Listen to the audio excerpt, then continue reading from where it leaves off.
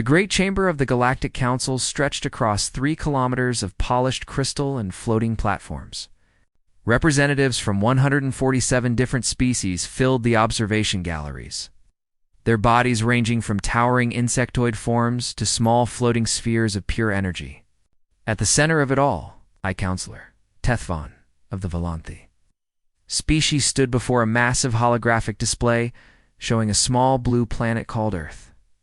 For 300 years, the Council had watched humanity with careful attention. They had seen the great wars that nearly destroyed the species.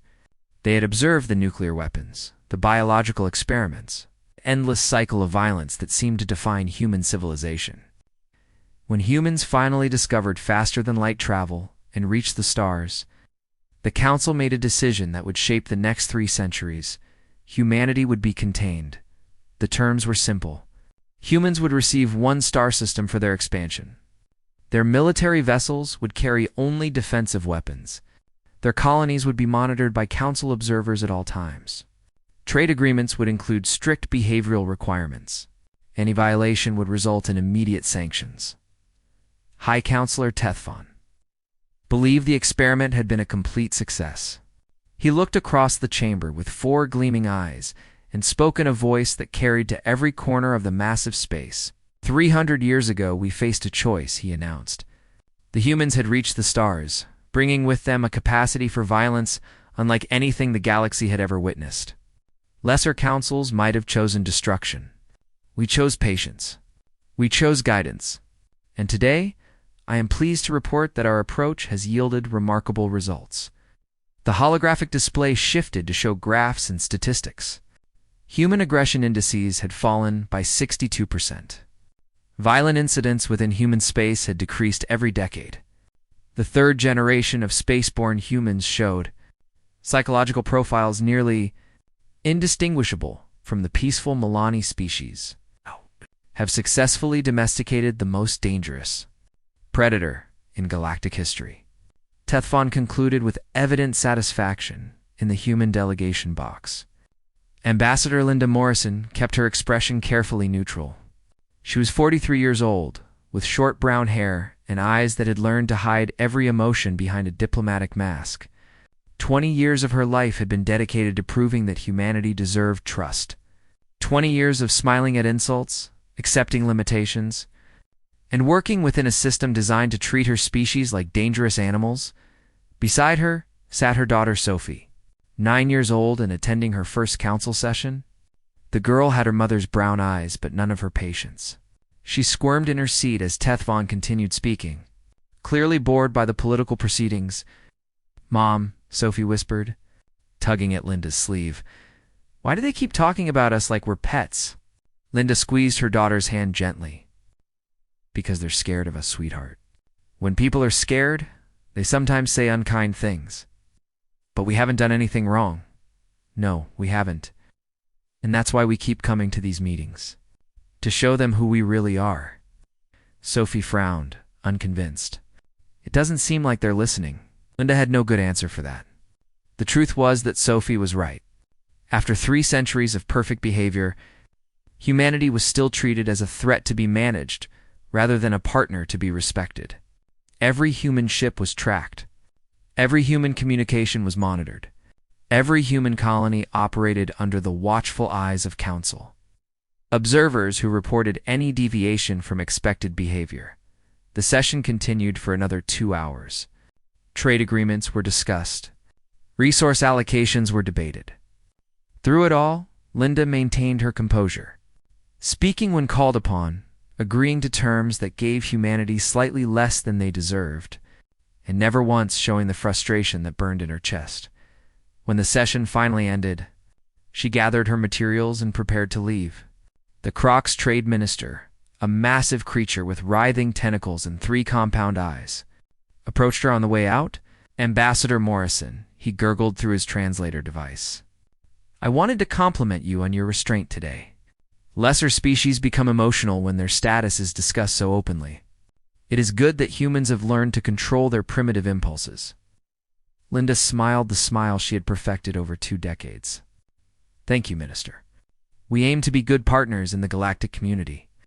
"Yes, Well, one can only hope the progress continues. There are still those on the council who believe your species should have been eliminated when you first reached the stars.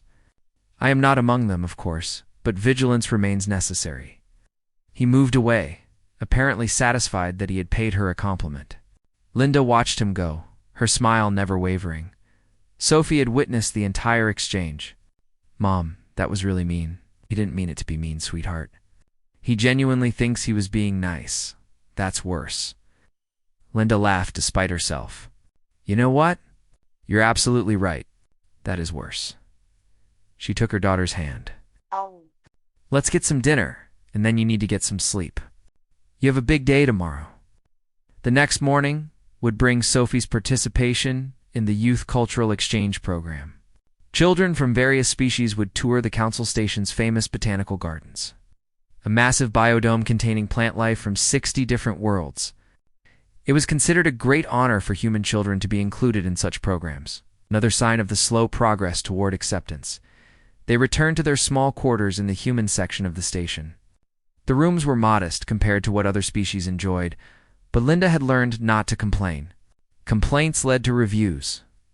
Reviews led to questions about human gratitude. Questions about gratitude led to discussions about whether humanity truly appreciated the opportunity they had been given. Sophie changed into her sleeping clothes while Linda reviewed her schedule for the next day. A morning meeting with the Valenthi Agricultural Committee, a lunch presentation to the Trade Federation, an afternoon session on colony development rights. The endless cycle of proving, again and again, that humans could be trusted. Mom, Sophie called from her small bedroom. Linda set aside her work and went to tuck her daughter in. Sophie was already under the covers, her brown hair spread across the pillow, her eyes heavy with sleep. What is it, sweetheart? Do you think they'll ever stop being scared of us? Linda sat on the edge of the bed and brushed hair away from her daughter's face. It was a question she had asked herself many times over the years. The honest answer was that she didn't know. 300 years of peace hadn't been enough. What would be? I think, she said carefully, that someday they'll see us for who we really are.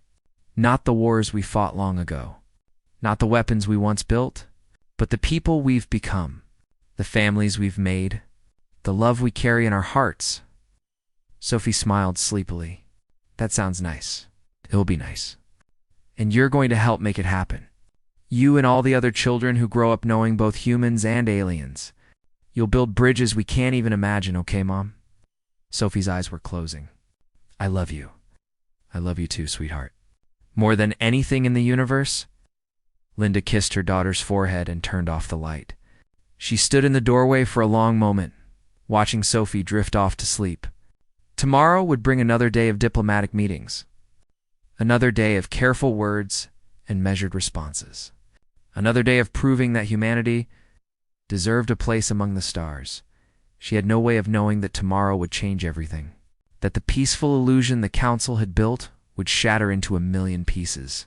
That the daughter sleeping so peacefully in that small bed would become the spark that ignited a fire no one in the galaxy had ever seen before.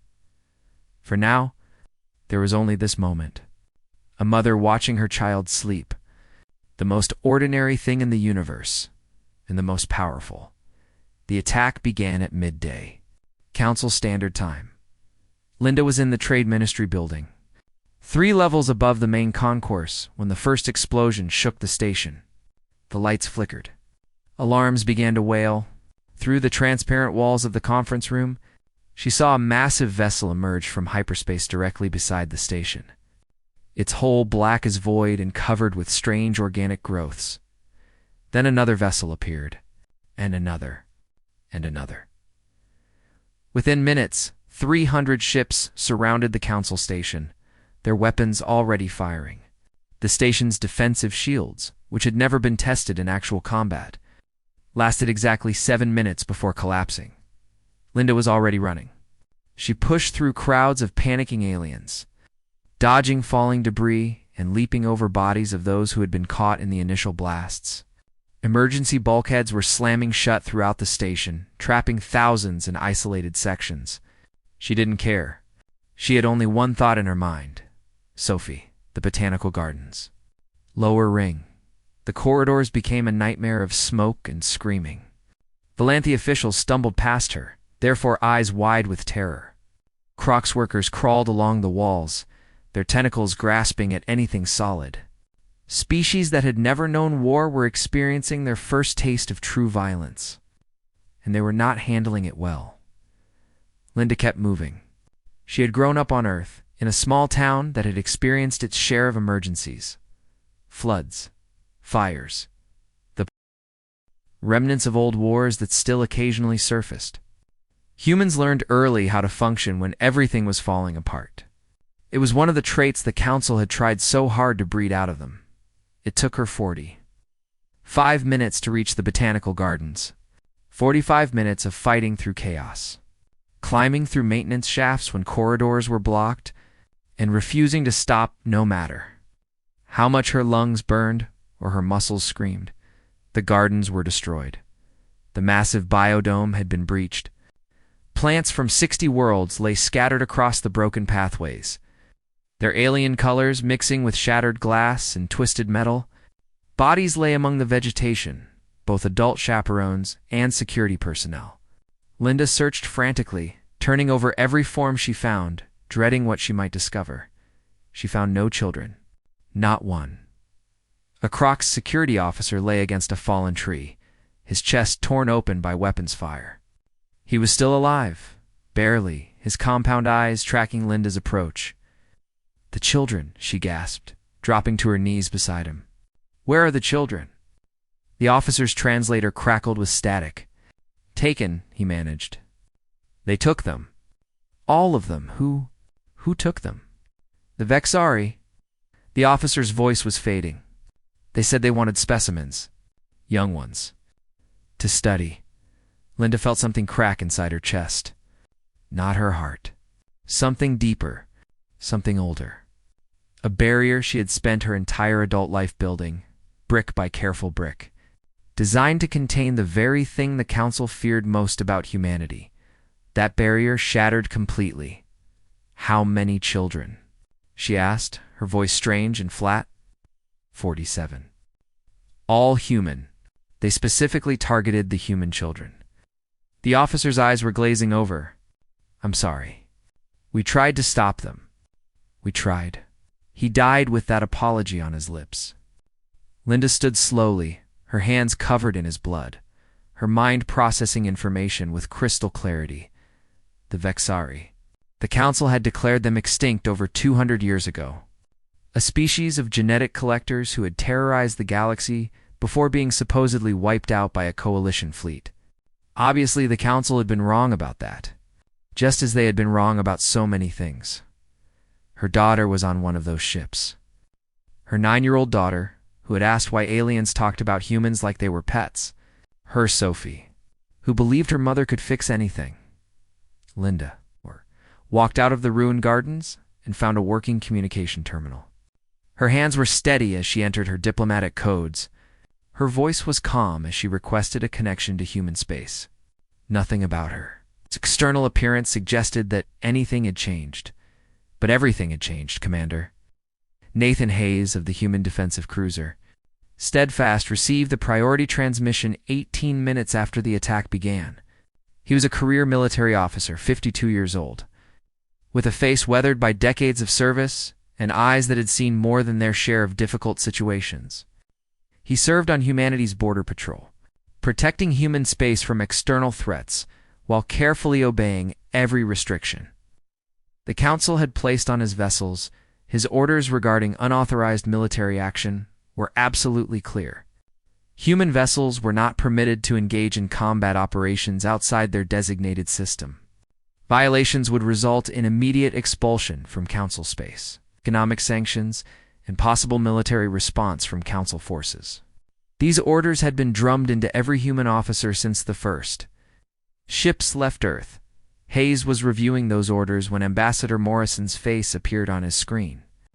He had met her once, years ago, at a diplomatic function. He remembered her as composed, professional, exactly the kind of careful representative humanity needed in Council space. The woman on his screen was someone else entirely, Her diplomatic mask was gone. In its place was something raw and ancient, something that made the hair stand up on the back of his neck. Her eyes burned with a fire he recognized, though he had never seen it so intense. It was the look of a parent who had been pushed past every limit. "Commander," she said, her voice terrifyingly steady, "the Vexari have attacked the council station. They have taken 47 human children, including my daughter. I am formally requesting military assistance under Article 7 of the Human Defense Charter." Hayes felt his stomach drop.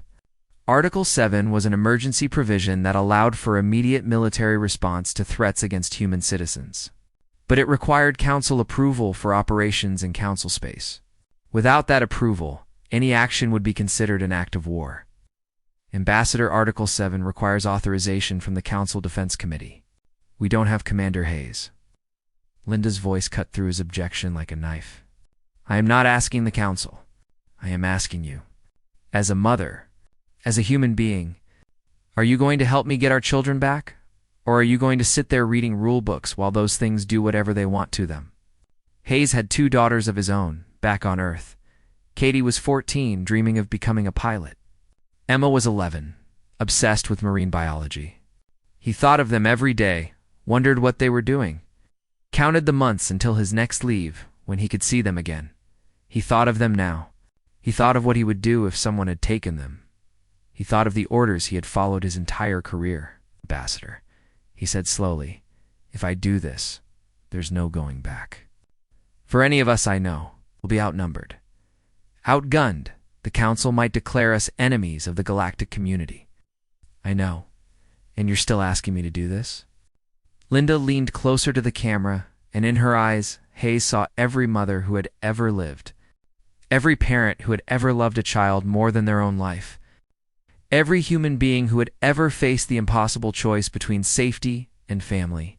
"Commander," she said quietly, "if it were your daughters on those ships, what would you do?" Nathan Hayes had served in the human fleet for 30 years. He had followed orders. He had respected treaties. He had done everything right. And in that moment, all of it meant nothing compared to the simple truth in that question. He reached for the ship-wide communications switch. "All hands, this is Commander Hayes. Battle stations." "I repeat, battle stations." His first officer looked at him with wide eyes. "Sir, we don't have authorization for... I know exactly what we don't have, Lieutenant. What we do have is 47 children in enemy hands, and a fleet of human ships ready to do something about it." Hayes turned back to the screen where Linda Morrison waited. "Ambassador, we're coming." "Hold on, thank you, Commander. Don't thank me yet. We've got a lot of space to cross, and a lot of enemies between us and those kids." He paused. "But we're bringing them home. All of them. Whatever it takes." Linda Morrison, who had spent 20 years being the perfect diplomat, who had smiled at insults and accepted limitations and played by every rule the council had created, allowed herself one moment of pure, unrestrained emotion. "Whatever it takes," she agreed. The hunt had begun. News of the human fleets unauthorized. Deployment reached the Galactic Council within the hour.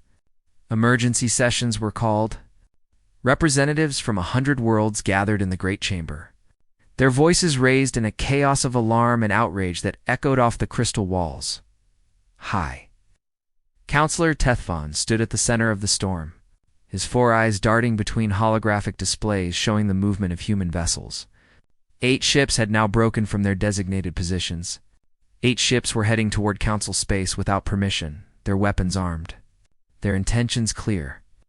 "This is exactly what we warned about," declared Minister Crevalium of the Crocs, his tentacles writhing with agitation. 300 years of careful containment undone in a single day. The humans have revealed their true nature. They are nothing more than violent primitives wearing the mask of civilization. Murmurs of agreement rippled through the chamber. Other representatives rose to add their voices to the condemnation. The Velanthi demanded immediate military response. The Milani called for enhanced containment protocols. Species that had barely known humanity existed suddenly had strong opinions about how the threat should be handled. "We must issue immediate sanctions," Crevalium continued. "Freeze all human assets. Close all trade routes to their system. Make it absolutely clear that this behavior will not be tolerated. And the children?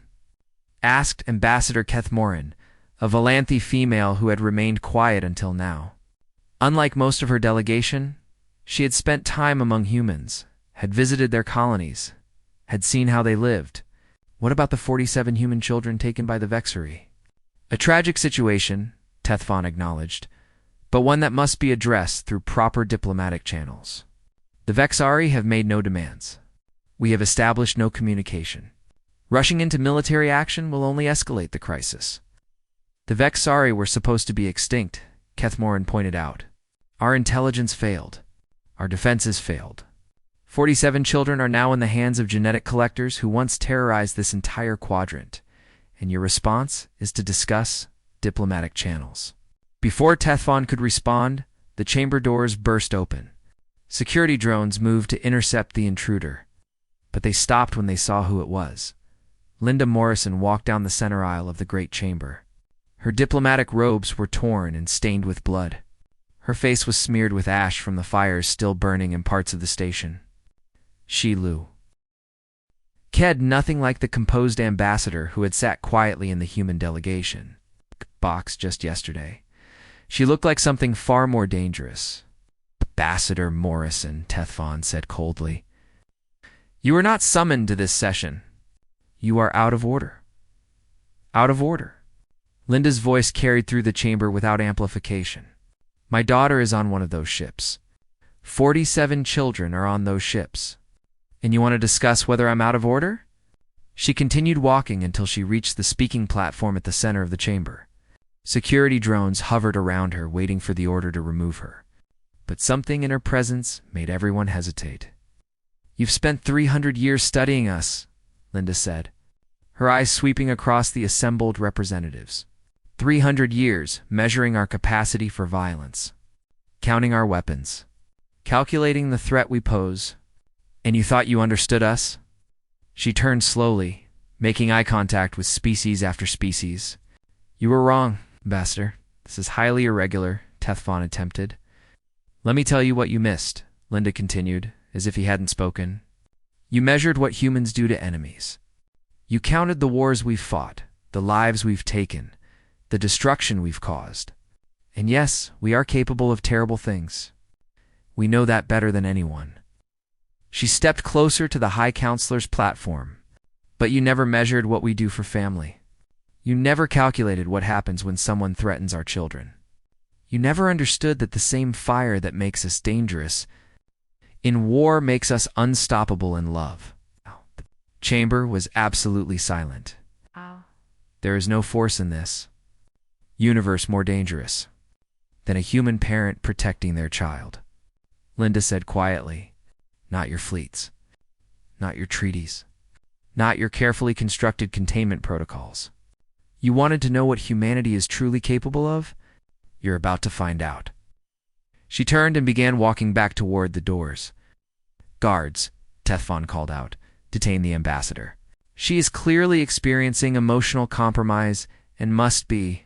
I wouldn't do that. Linda stopped, but didn't turn around. Right now, 8 human ships are crossing into council space. Within the hour, that number will be 20. By tomorrow, it will be 50. Every human being who has ever held a child in their arms knows exactly why those ships are moving. And if you try to stop them, if you try to stop me, you will learn something about humanity that your 3 centuries of observation never prepared you for. Just enough to look at Tethfon with one eye. We don't negotiate when it comes to our children. We don't compromise. We don't stop. Ever. Then she walked out of the chamber, and no one moved to stop her, far from the council station. Commander Nathan Hayes studied the tactical display aboard the Steadfast.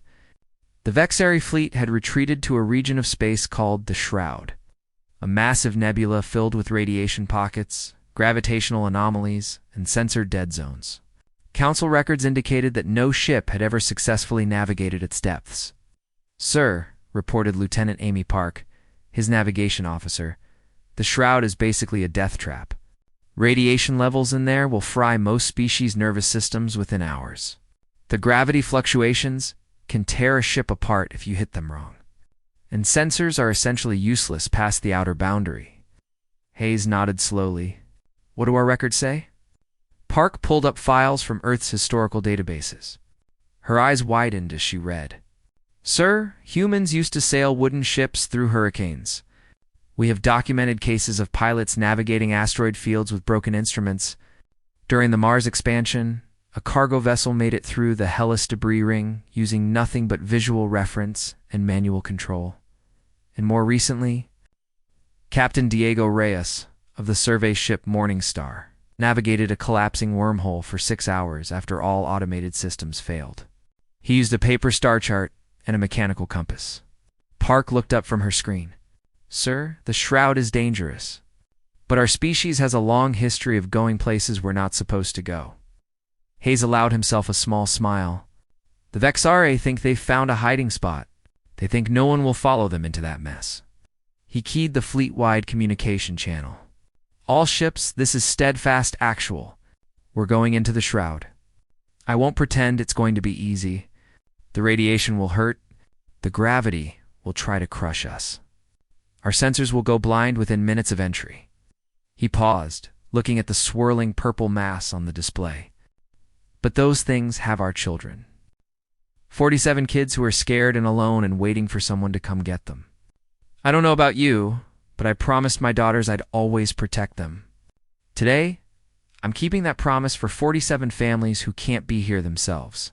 Across the fleet, officers and crew members exchanged glances. Many of them had children of their own. Many had nieces, nephews, young cousins back on Earth. Every single one of them knew exactly what was being asked and exactly why. Anyone who doesn't want to do this? I understand, Hayes continued.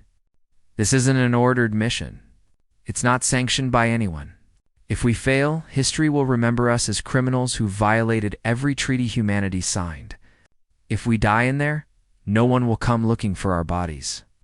He let that sink in for a moment. But if we succeed, 47 children go home to their families. That's the math. That's the choice. I've made mine. Now it's time for you to make yours. The responses came back within seconds. Every ship, every crew, every human being in the fleet, we're with you. Linda Morrison had demanded a place on the Steadfast. Hayes had granted it without argument. She had no military training, no combat experience, no useful skills for the mission ahead. What she had was a daughter in enemy hands and a determination that made battle-hardened Marines step aside when she walked. Past, she found a place on the bridge as the fleet approached the shroud's outer boundary. The nebula filled the view screen, a swirling mass of purple and black that seemed to pulse with malevolent energy. Lightning crackled in its depths. Shadows moved in ways that defied explanation. Beginning entry, Park announced. All hands, secure for rough transit. The Steadfast pushed into the storm. Immediately alarms began to sound. Radiation warnings. Hull stress indicators. Navigation errors as sensors struggled against the interference. The ship shook as gravitational currents caught it, tried to spin it, threatened to tear it apart, and through it all. The human crew kept working. They adjusted course manually when computers failed. They sealed breaches with emergency patches. They pushed through pain that would have incapacitated most species. Driven by something stronger than physical tolerance? Linda stood at the viewport. Watching the chaos outside, her hands gripped tight on the railing. Somewhere in that maelstrom, her daughter was waiting. Somewhere in that impossible darkness, a little girl was hoping her mother would come. The mother of that little girl had no intention of letting her down. Contact, Park called out suddenly. I'm picking up metallic signatures ahead. Configuration matches Vexari vessel profiles. Hayes leaned forward. How many? Hard to get an exact count through this interference, but it looks like their entire fleet. They're anchored around some kind of central structure. That's where the children will be. Linda's voice was quiet but certain. Hayes nodded. Then that's where we're going. He opened the fleet channel one more time. All ships. This is the moment. They outnumber us 30-1. They think we can't possibly win. Let's show them what humans do for their children. The battle for the Shroud is about to begin. The battle that followed would later be called the Miracle of the Shroud by human historians. Other species would give it different names. The Volanthi called it the Demonstration. The Crocs called it the Reckoning. The surviving Vexari, those few who escaped to tell the tale, simply called it the Terror. 8 human ships against 300 Vexari warships. The numbers should have made the outcome obvious. Every tactical model, every strategic calculation, every computer simulation predicted total human annihilation within the first hour of engagement. The computers were wrong. Commander Hayes had studied Vexari battle tactics during the journey through the Shroud. They fought like collectors, which is what they were: precise, methodical. They never took unnecessary risks, because damaged specimens had reduced value. They expected their enemies to follow similar logic, to weigh costs against benefits, to retreat when the odds became unfavorable. They had never fought humans. Protecting their children, the Steadfast opened the engagement by doing something the Vexari tactical computers classified as impossible.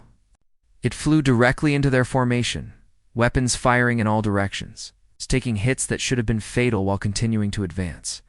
The Vexari commanders hesitated, unable to process an opponent that seemed to have no regard for its own survival. That hesitation cost them 3 ships in the first 60 seconds. All batteries. "Continue firing," Hayes ordered, his voice calm despite the chaos erupting around him. "Helm, take us through their center line. Make them shoot each other trying to hit us." The Steadfast dove through the Vexari formation like a shark through a school of fish. Enemy vessels scrambled to reposition, their organized fleet breaking into confused clusters. Human ships followed the opening their commander had created, each one pushing further into enemy territory than any tactical manual would have advised. The cruiser Defiance, under Captain Marcus Webb, found itself surrounded by 7 Vexari destroyers. Standard doctrine would have called for retreat, for regrouping with friendly forces, for living to fight another day. Webb had a daughter who had been on the council station during the attack. She had survived, but he had seen the footage of other children being dragged away. He had watched a mother collapse when she learned her son was among the taken. Standard doctrine could go to hell. He said quietly, ramming speed. "Target their command vessel." His first officer looked at him with horror. "Sir, that's suicide." "That's one way to look at it." Webb watched the enemy ships closing in. "Another way to look at it is that we're going to punch a hole in their line that our boarding teams can use to reach the station. The Vexari think they know what humans will sacrifice for their goals. Let's educate them." The Defiance accelerated toward the largest enemy vessel, ignoring the weapons fire that tore through its hull. Crew members sealed breaches with their own bodies when emergency systems failed. Engineers kept engines running through injuries that would have killed most species. The ship held together through pure human stubbornness. The impact destroyed both vessels. But in the moment before collision, every escape pod on the Defiance launched, carrying assault teams directly toward the station where the children were being held. "Captain." Webb stayed at his post until the end. His last transmission was a single word: go. Across the battlefield, similar scenes played out. Human ships took damage that should have been fatal and kept fighting. Human crews pushed through pain that should have been incapacitating and kept working. Human pilots flew maneuvers that should have been impossible and kept succeeding. The Vexari had built their strategy around rational opponents. They had prepared for enemies who would calculate odds and act accordingly. They had no defense against an enemy that had stopped calculating entirely. Linda Morrison was on one of the assault shuttles that launched from the Steadfast. She had spent 6 hours learning to fire a weapon during the journey through the Shroud. It wasn't enough training by any reasonable standard. She didn't care about reasonable standards anymore. The shuttle slammed into a docking port on the Vexari station. Marines poured out, their weapons blazing, cutting through the first line of defenders. Linda moved with them, not following their tactical formations, not waiting for their signals, just moving forward with a certainty that had nothing to do with training. The Vexari were tall creatures, nearly 3 meters in height, with multiple limbs and armored exoskeletons. They'd conquered dozens of species throughout their history. They had never been conquered themselves. Their soldiers were among the most feared in the galaxy. They had never faced a human mother. The first HFY soldier that stepped into Linda's path was dead before it could raise its weapon. She didn't remember pulling the trigger. She didn't remember anything except the burning need to keep moving forward to get closer to wherever they were keeping her daughter.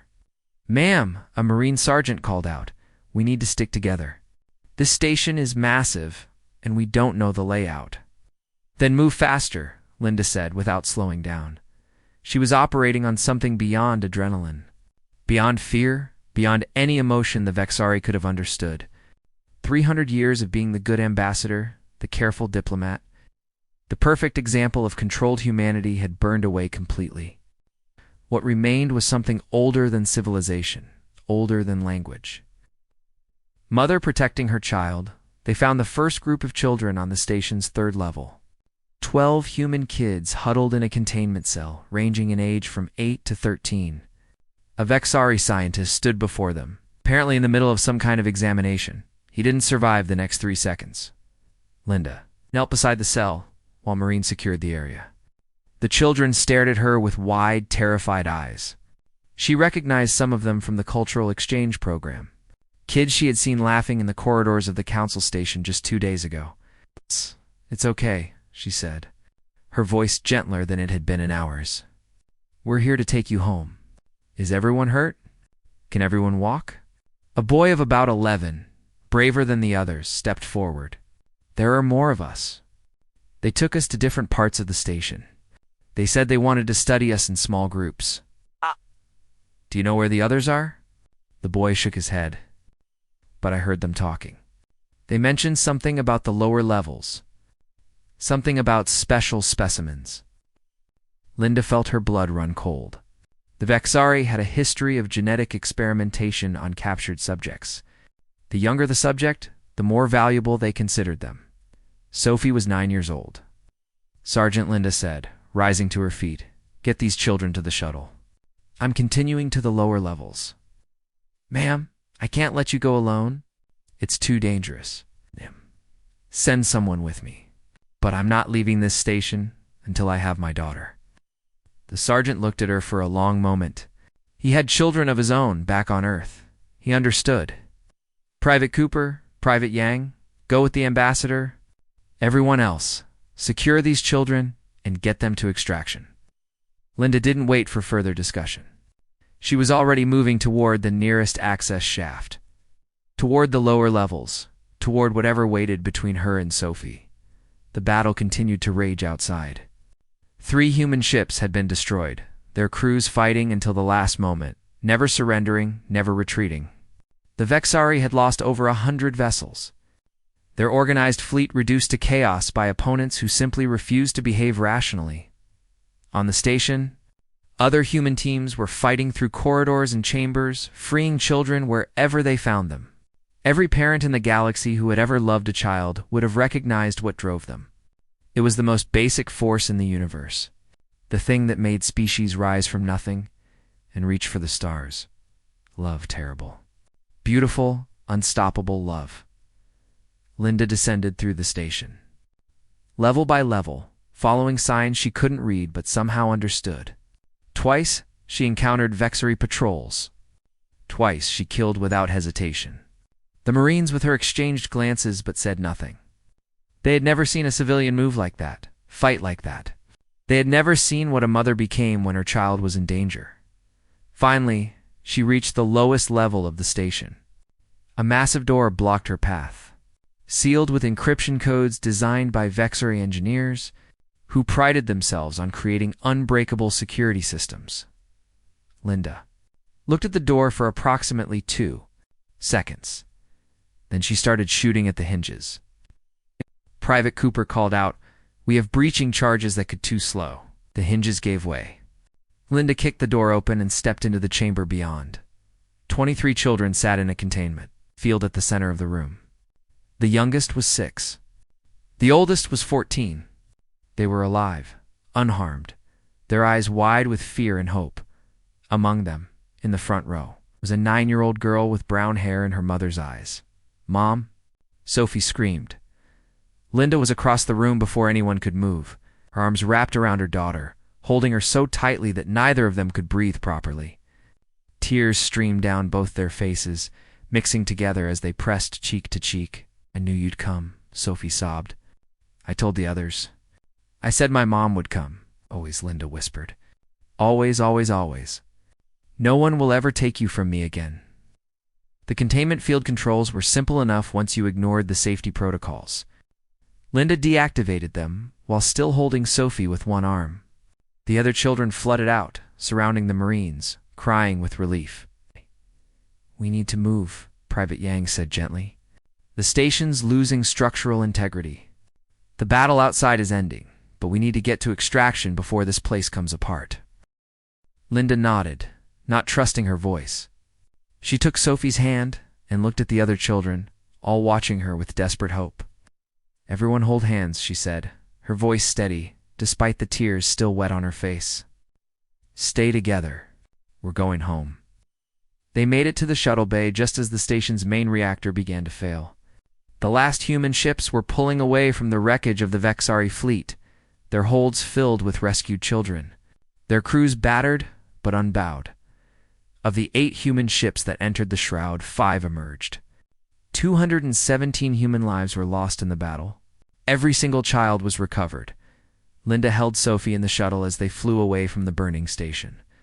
Watching through the viewport, as the Vexari command structure collapsed into fire and debris, her daughter was pressed against her side, refusing to let go even for a second. "Mom," Sophie whispered, "I was so scared." "I know, sweetheart. I was scared too. You came anyway." Linda kissed the top of her daughter's head. "That's what mothers do. No matter how scared we are, no matter how impossible it seems, we come anyway. Always." The shuttle joined the surviving fleet as they turned toward home. Behind them, the shroud swallowed the wreckage of the Vexari Empire. Ahead of them waited a galaxy that would never look at humanity the same way again. The children were safe. The mother's rage had done what 300 years of diplomacy could not. It had shown the galaxy what humans truly were. The aftermath of the Battle of the Shroud reshaped galactic politics in ways that no one had anticipated. Within days of the human fleet's return, every species in the Galactic Council was reassessing their understanding of humanity. "Hi." Counselor Tethfon called for an emergency tribunal. The charges were extensive. Human vessels had violated territorial treaties. Human forces had engaged in unauthorized military action. Human citizens had caused the destruction of a sovereign species fleet. By every measure of galactic law, humanity had committed acts that warranted severe punishment. The tribunal chamber was packed beyond capacity. Representatives from every council species attended, along with observers from dozens of non-member worlds who had heard what happened in the Shroud and wanted to see what came next. This was the moment many believed when humanity would finally face consequences for proving everything the council had feared about them. Linda Morrison entered the chamber with Sophie at her side. Neither wore formal clothes. Linda's diplomatic robes had been destroyed in the battle and she hadn't bothered to replace them. Sophie wore a simple dress that one of the steadfast crew members had found for her. They looked like exactly what they were, a mother and daughter who had been through hell and survived. "Ambassador Morrison," Tethfon began, his voice heavy with authority. "You stand accused of inciting military action in violation of Council Resolution 7742. You are further accused of personally participating in combat operations, resulting in the deaths of over 4,000 Vexari personnel. How do you respond to these charges?" Linda looked around the chamber. She saw species that had called for human extermination. She saw representatives who had spent careers limiting human expansion. She saw faces, many faces, that regarded her with fear and contempt. She also saw Ambassador Keth Morin of the Volanthe, who had withdrawn her support for the sanctions during the crisis. She saw the Milani delegation, who had quietly provided supply coordinates to the human fleet during the journey through the Shroud. She saw cracks in the wall of opposition that she had never noticed before. Counselor Linda said, "I'm going to tell you a story, Ambassador. This is a formal tribunal, not a storytelling session. It's a story about something that happened on Earth a long time ago, Linda continued as if he hadn't spoken. In a small village, a group of criminals kidnapped several children. The village had no army, no police force, no official protectors of any kind.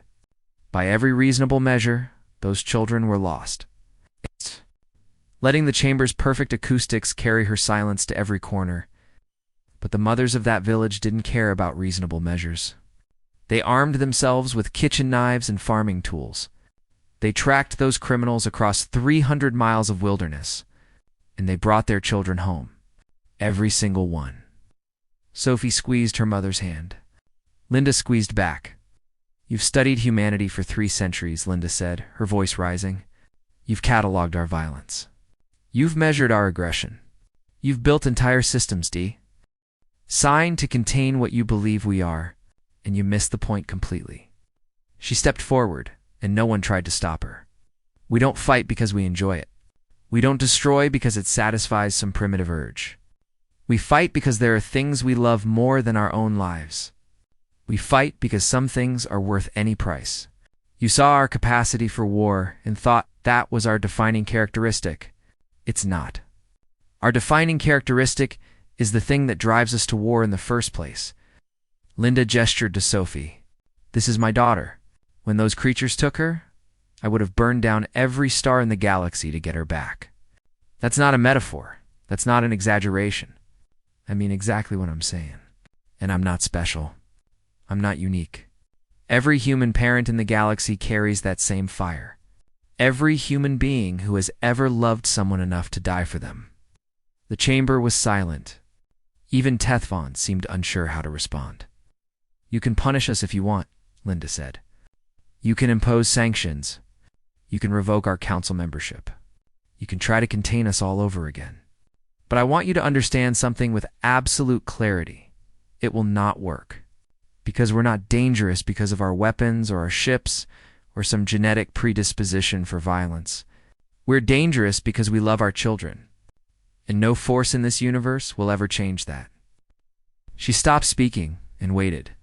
The silence stretched on, broken only by the soft hum of the chamber's environmental systems. Then, slowly Ambassador Kethmorin rose from her seat. Unlike most of her species, she did not look at Linda with fear. She looked at her with something that might have been recognition. I withdraw my species' support for these charges, she announced. The chamber erupted in murmurs. Tethvon looked genuinely shocked. Ambassador Kethmorin, this is highly irregular. The charges have been formally filed and must be, I have 6 children. Counselor Kethmorin said quietly, her 4 eyes fixed on Linda Morrison. 6 children that I would tear apart worlds to protect? We have pretended for so long that we are different from the humans, more civilized, more controlled.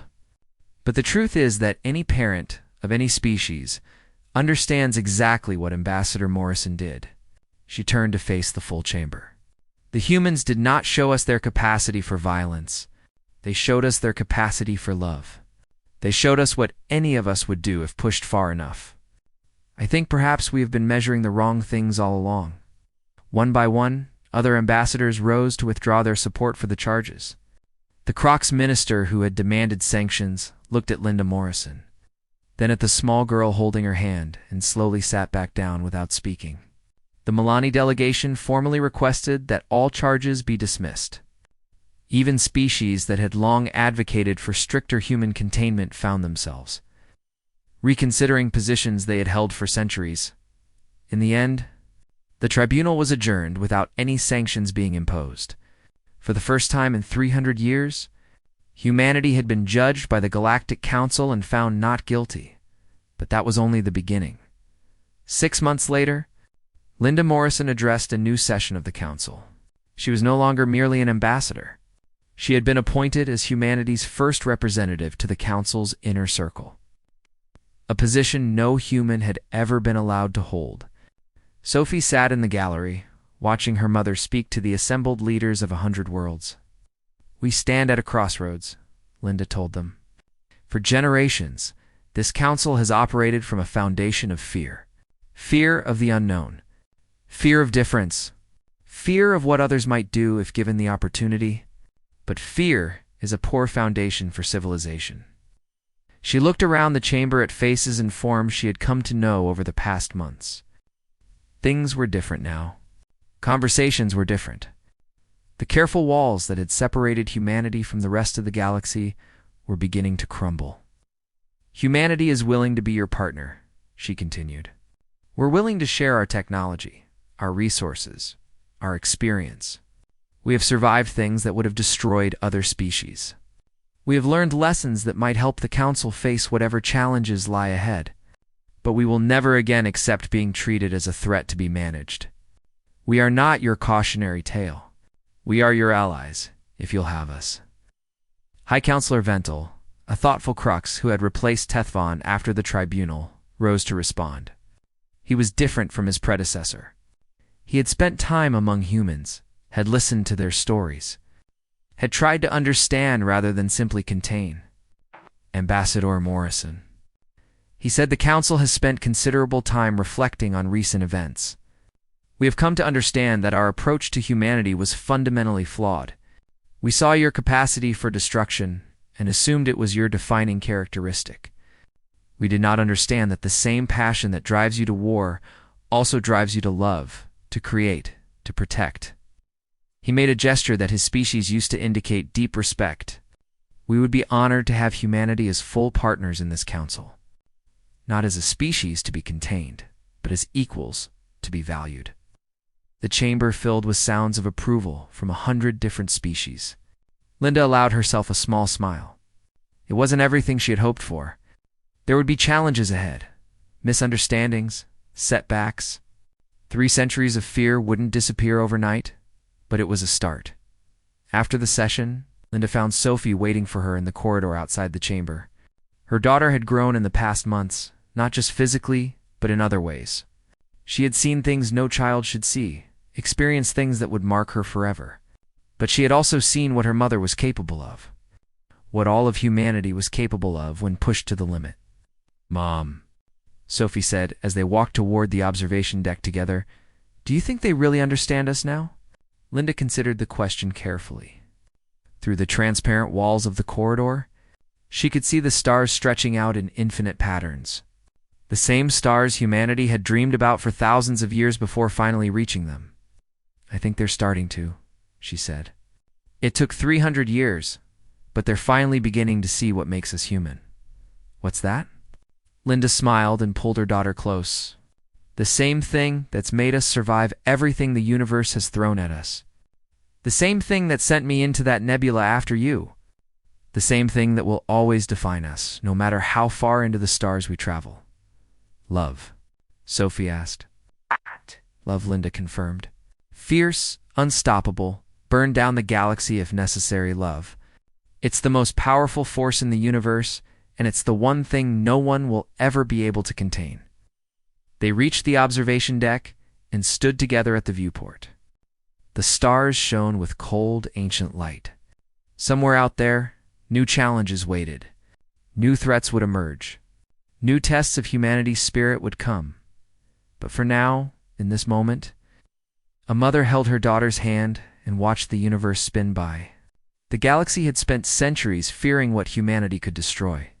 It was finally beginning to understand what humanity would do for those they loved. Sophie leaned against her mother's side. "Mom?" "Yes, sweetheart." "Thank you for coming to get me." Linda kissed the top of her daughter's head. "Always. No matter what. No matter where. No matter how impossible it seems. That's what family means. That's what humans are." Outside the viewport, the stars continued their eternal dance. And somewhere, in the hearts of beings across 100 worlds, a new understanding was taking root. Humanity was not the threat the Council had feared for so long. Humanity was something far more powerful. Humanity was love. It's given form and fury and an unbreakable will, and the galaxy would never be the same.